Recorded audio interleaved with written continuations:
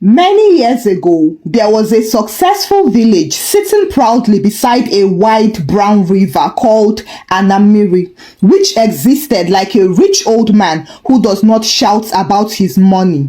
In those days, people said Anamiri was an ordinary village until something happened. There was a season of shame there. A young man from the village began stealing from his own people. At first, it was small things. A goat here, a bracelet there, or a small pouch of cowries. He thought he was smart and that nobody would notice until one night when he entered a widow's house and carried her late husband's golden staff. Unfortunately, as he stepped outside, the ground beneath him cracked like dry bread. It did not shake the whole village. It only opened under him. The elders said the sound was not loud. It was just a soft swallow. By morning, there was no sign of the young man. Only a narrow line in the sand remained. After the incident, the village gathered to deliberate, and the oldest elder at the time, Papa Nwore, declared, "We will not build walls to ward off evil. We will build fear in the hearts." That day, a covenant was made. They did a binding agreement between the people and the gods of the land. If anyone steals in Anamiri, the land will expose that person. And if you refuse to return what is not yours, the ground will remember how to open. From that day, doors disappeared. People no longer saw the need to use doors for safety since they had a greater shield. At first, visitors laughed at the possibility. No doors? How is that even possible? But the villagers took this to heart, and as years passed, their wealth grew because there was no evil. The village became known for trade, palm oil business, real estate. They had sons and daughters abroad, mansions without gates and sitting rooms open to the breeze. Their jewelries were always resting on the tables like fruits on display. Nobody locked anything, and children grew up without learning how to hide their toys. If somebody dropped money on the road, the money would wait patiently for that person like a dog trained to stay. As usual, visitors who heard of the culture added pepper to it. They say if you steal, your tongue will twist. They say your body will start to swell. They say sometimes the ground will open to swallow you. Nobody could confirm which one was true, and that was the beauty of it, because fear did the work that security cameras could not. Fast forward to many years later in Lagos, Chilaka was in the office kitchen when she stood up smiling like a girl who had swallowed sunlight to announce, "My traditional wedding is next month." The office erupted. "Is it a village wedding?" Amaka shouted. "Yes, it's in Anamiri." 3 heads turned immediately. "Wait, that's Anamiri, that village?" "Yes," Chilaka replied proudly, "the one with no doors."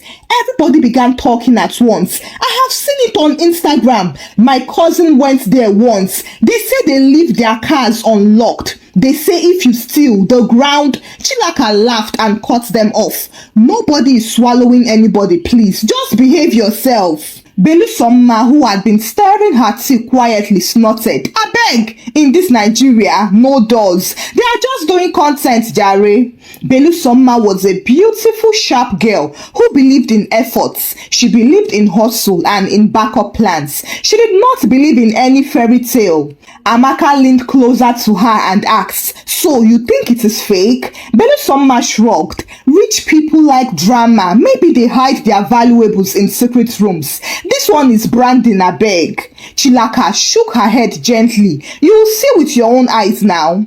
That same day, the Ashebi group chat was created. Colors were chosen, lace was measured, and contributions were made. The excitement for Chilaka's wedding grew like yeast in dough. And then 4 weeks later, they were on the road. However, the closer they got to Anamiri, the quieter Belu became. Not because she was afraid though, but because she was observing. When they entered the village, something felt different different instantly. Actually, it was not spooky. It just felt strange. There were houses without doors. These were beautiful houses. The marble floors were visible from the road, and you could see the expensive sofas from inside. Chandeliers were hanging boldly. There was no burglary proof, no heavy padlock or iron gates. One elderly woman walked past them, removed her gold bangles, placed them on a wooden stool outside her house, and then went inside to fetch water. Belu Somma blinked. Is she coming back for that? She whispered. Chilaka smiled. She does not need to rush. They walked further and saw a young boy who parked a shiny SUV, left the key in the ignition, and ran off to greet his friends. Belu Somma laughed nervously. This is temptation management. Nobody responded. At the village square, people dropped their handbags carelessly. Phones lay on tables, and yet nobody watched anybody suspiciously. No one gripped their purse tighter when strangers passed. Belu Somma folded her arms and said, "This is arranged. They knew we were coming." Chilaka's aunt overheard her and laughed. "My daughter, Anamiri does not rearrange itself for visitors. It is always like this." That night, inside the room, Amaka flopped onto the bed. Imagine living like this. No stress, no fear. Belu Somma sat down and removed her earrings. Fear is there. It is just packaged differently. Chilaka looked at her through the mirror. "Belu, please, don't test anything here." Belu Somma raised her hands dramatically. "Test what? I'm a corporate woman, oh." Everybody laughed. The next morning, Anamiri woke up dressed in glory. The sun rose slowly as if it too wanted to attend the wedding. Drums began before breakfast and women's voices floated through the air. To balance the equation, the smell of roasted goat's meat traveled confidently from compound to compound. Belu Somma stepped outside and paused at how the village had transformed overnight. Men stood in groups wearing spotless white wrappers with thick coral beads resting heavily on their chests. Their walking sticks were not ordinary sticks. They were carved, polished, and decorated with gold tips. Even the old men looked expensive. Women glided past like queens dressed in George wrappers and gold necklaces. Bangles filled their wrists from their palms to elbows. Nobody hid their wealth. Belu Somma adjusted her gele slowly as her eyes moved from neck to wrist to ankle. This is money, old money, ego siri, the type of money that does not rush. Amaka whispered, I feel underdressed." "You are underdressed," Belu Somma replied dryly. At the Bright family compound, cars lined up neatly outside. They were not rented or borrowed cars. These were big machines that looked like they drank premium fuel only. One little boy used a remote to open a car trunk. Inside were neatly packed gift boxes wrapped in gold paper. He shut it and ran off to chase his friends. Belu Somma frowned. He did not lock it.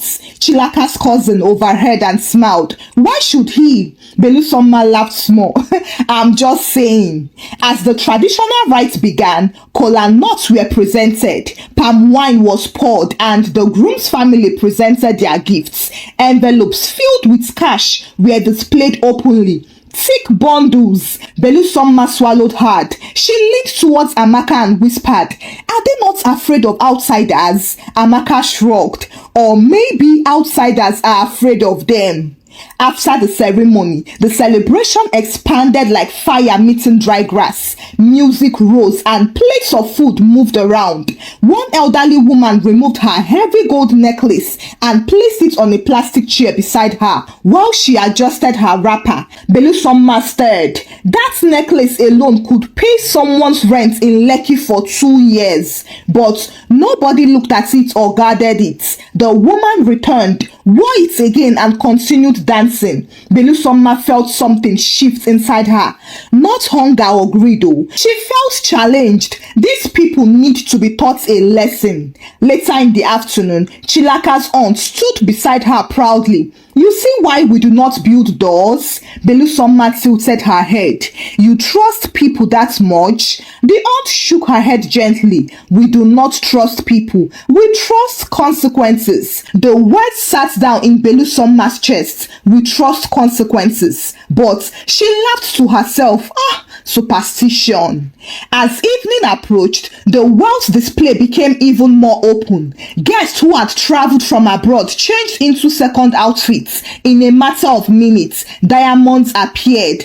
Gold wristwatches flashed. One woman casually sprayed dollar in the air as if they were tissue paper. The girls screamed in excitement as they recorded videos. Belu Soma stood still. Her eyes followed a small group of wealthy women walking towards a nearby house. They were laughing loudly. One of them said, "Let us drop this before we change." Belu Soma watched them enter the house with no door. The entrance was wide open. From where she stood, she could see inside. There was a large wooden table with velvet boxes of jewelry. Nobody stood guarding it.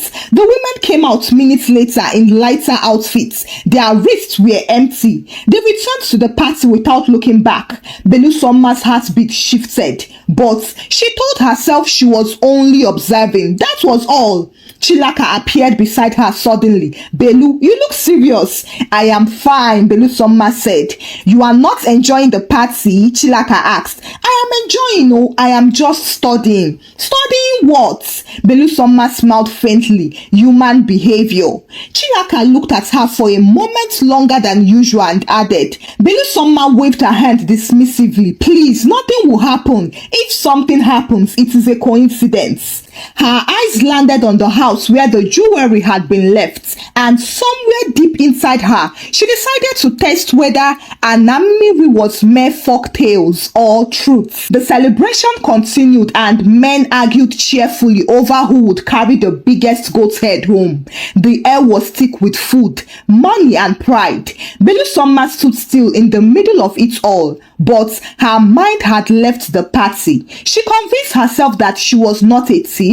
She told herself she only wanted to confirm something. She told herself that intelligent people verify myths. "Belu!"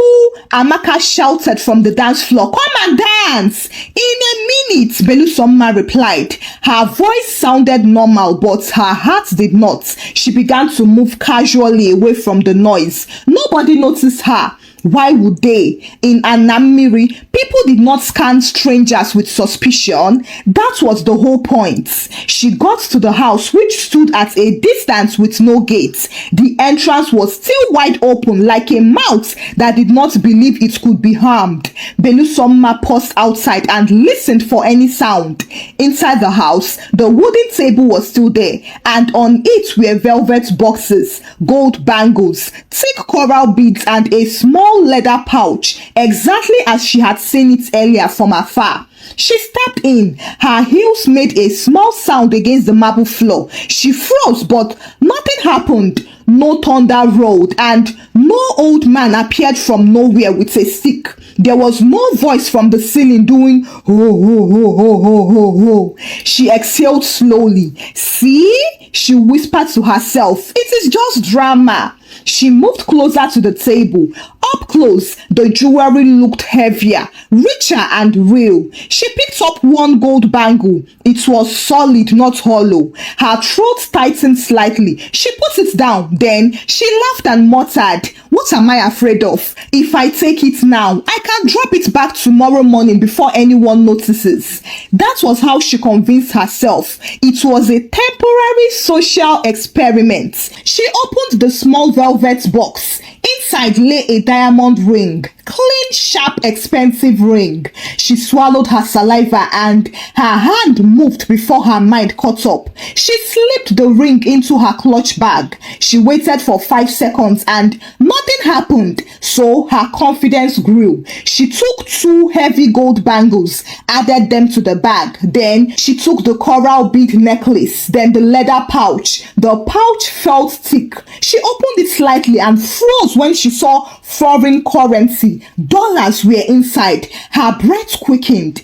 Outside, the wind suddenly rose. The curtain near the window shifted, even though there was no strong breeze inside. Belu turned sharply. There was nobody there. She forced herself to calm down. Relax. It is village wind. Her hands trembled slightly as she closed her bag. That was when she felt it more. She felt a brief cold sensation across her wrist, as if someone had tapped her. She jerked her hand back. Her pulse began to race. She looked towards the entrance again, but it was still empty. Stop being dramatic, she scolded herself and then turned to leave.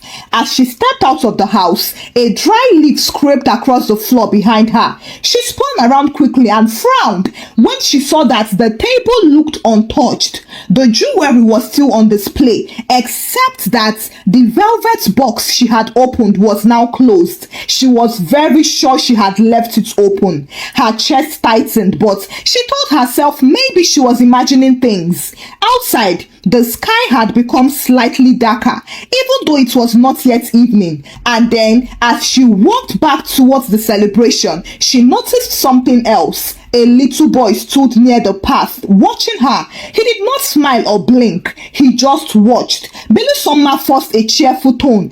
Why are you staring at me? The boy tilted his head slowly. You entered Auntie Ifunaya's house. Her stomach dropped, but she quickly replied, Yes, I was looking for the bathroom. The boy shook his head. There is no bathroom there. Then he turned and ran off before she could respond. She adjusted her clutch bag tightly under her arm. When she rejoined the party, Amaka grabbed her. Where did you go? I had a phone call, Belu replied. Chilaka looked at her carefully and said, You look pale. It is the sun, Belu quickly said. But it was not the sun. Inside her bag, something felt heavier than before, as if stones were in it.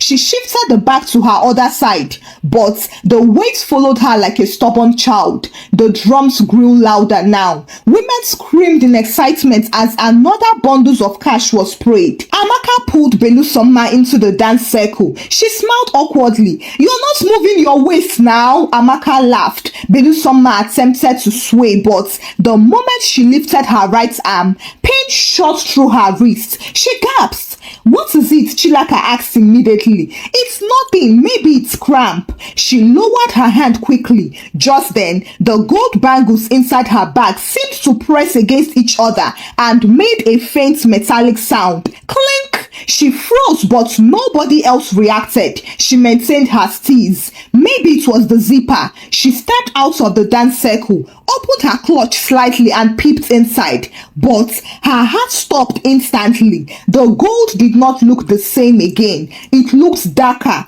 not rusted or broken, no, just dull, as if it had lost its shine in just a few minutes. Her throat dried instantly. She snapped the bag shut. Belu, Chilaka said again. Talk to me. Are you okay? I am fine, Belu snapped so quickly. But the word fine did not sit well in her mouth. She tried to walk towards the refreshment table. Strangely, her right hand began to tingle, then burn. She clenched her fist, but the burning intensified. She hurried towards the guest house they were lodged in. Where are you going? Amaka shouted. To use the restroom, Belu replied. Unfortunately, the walk to the lodge felt longer than before and the path looked narrower. The sky had also darkened slightly in her eyes, even though the sun was still visible. Halfway there, she felt something. Her skin tightened painfully. She looked down and saw that her right hand was swelling.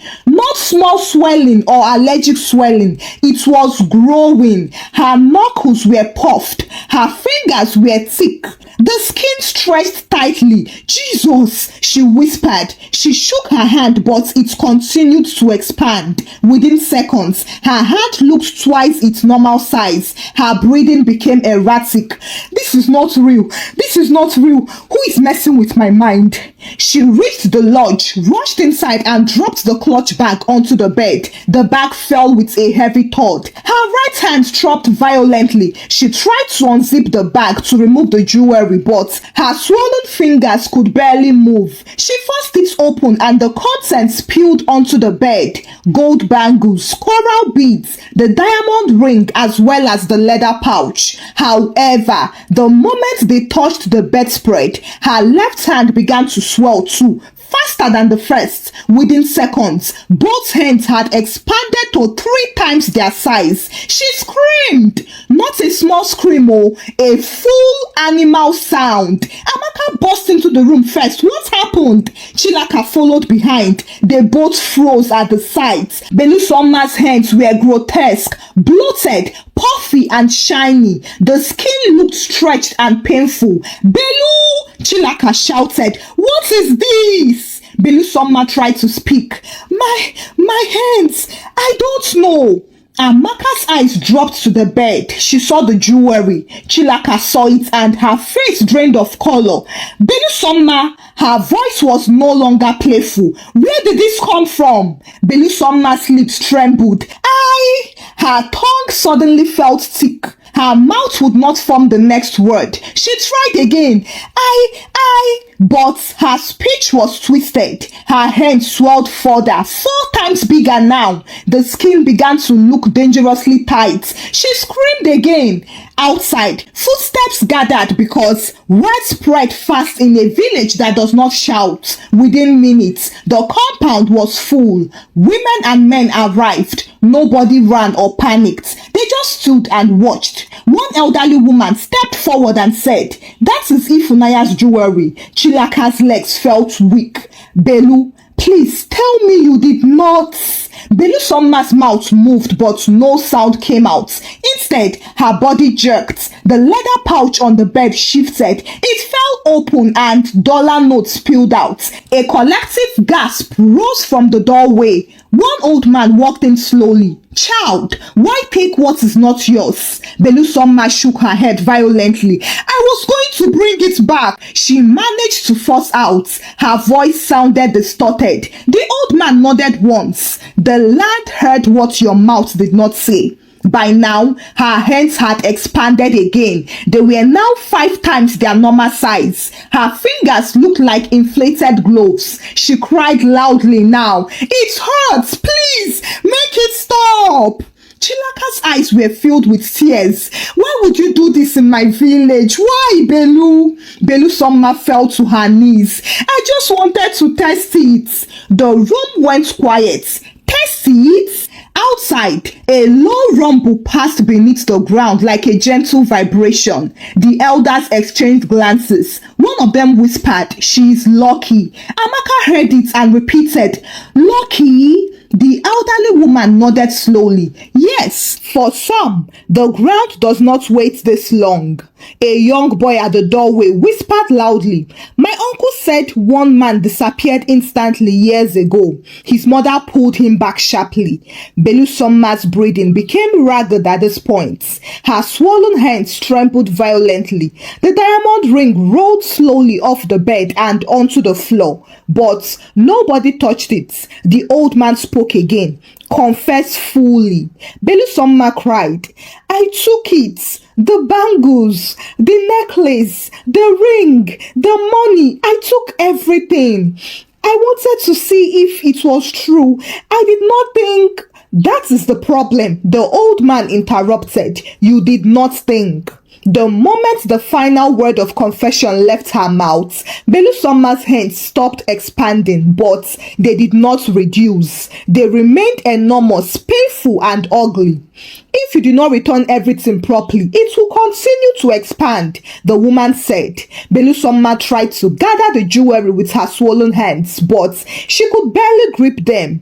Chilaka stepped forward with tears streaming down her face. "I will return it for her," she said. "No," the elder replied. "She must do it herself." As such, Belu Somma crawled forward and placed the bangles slowly back into the velvet box. The coral beads followed. The dollars were gathered and placed back inside the pouch.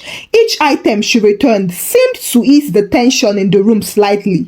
When the last piece was returned, the old man lifted his walking stick and tapped the floor once. Immediately, the rumbling stopped and slowly, very slowly, Belu Somma's hands began to reduce, not instantly but gradually, from 5 times bigger to 4 times to 3 times, until they were still swollen but no longer monstrous. She collapsed fully onto the floor, crying uncontrollably. "I am sorry, I am sorry." Chilaka could not look at her. The elderly woman shook her head and said, "In Anamiri, we do not build doors because we build consequences." Belu looked up through her tears. "I did not know." "You knew," the woman replied. "You just believed you were smarter." The old man sighed. "She's fortunate. The land chose correction." Amaka whispered to Chilaka, "What does that mean?" Chilaka answered, "It means she will live here alive."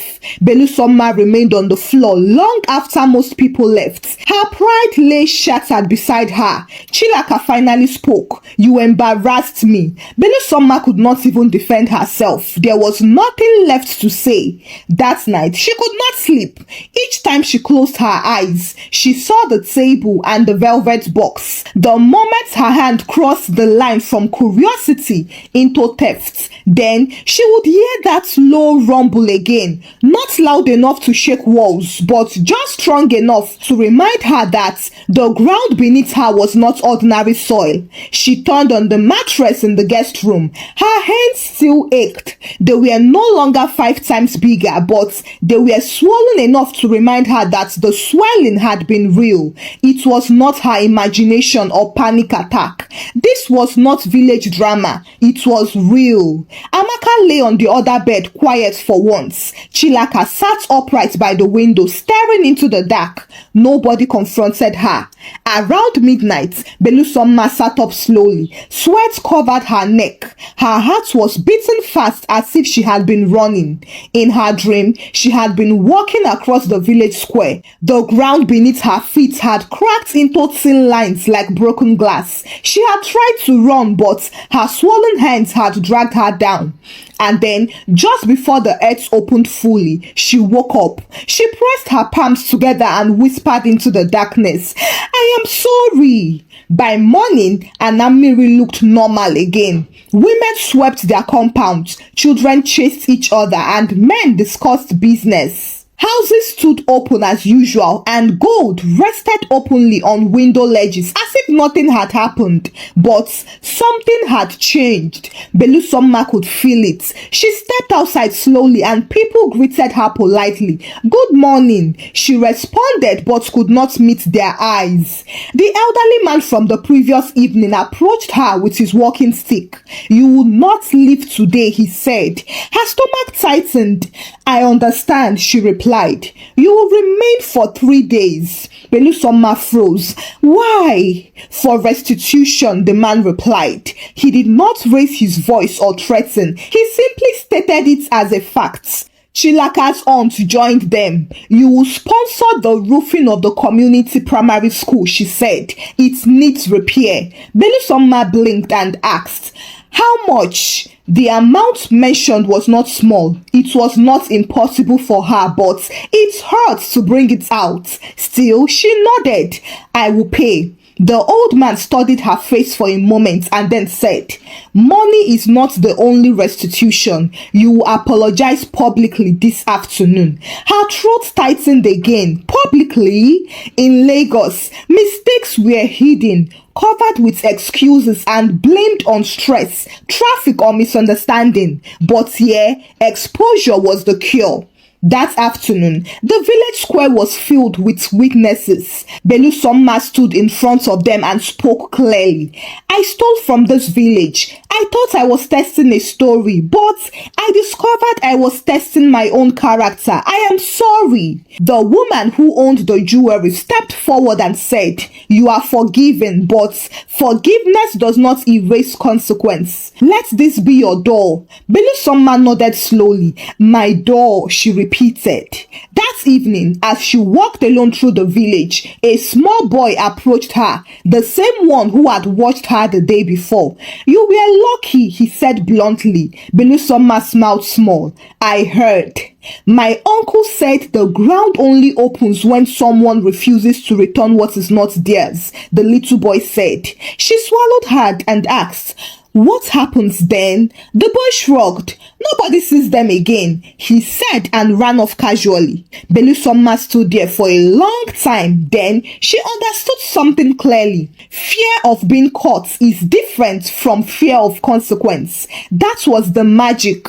In Lagos, she had cut corners before. She had done small office manipulations. She once even claimed travel reimbursement for a trip she did not make. She once kept extra change from a vendor who miscalculated. But nothing dramatic happened. Nothing that shook the earth. Unfortunately, even intention had weight. On the third day, she transferred the money for the school roof repair. She showed the receipts to the elders. They nodded once and the old man said, "You may leave tomorrow." That night, Chilaka finally spoke to her privately. "You disappointed me," she said. Belu nodded. "I know.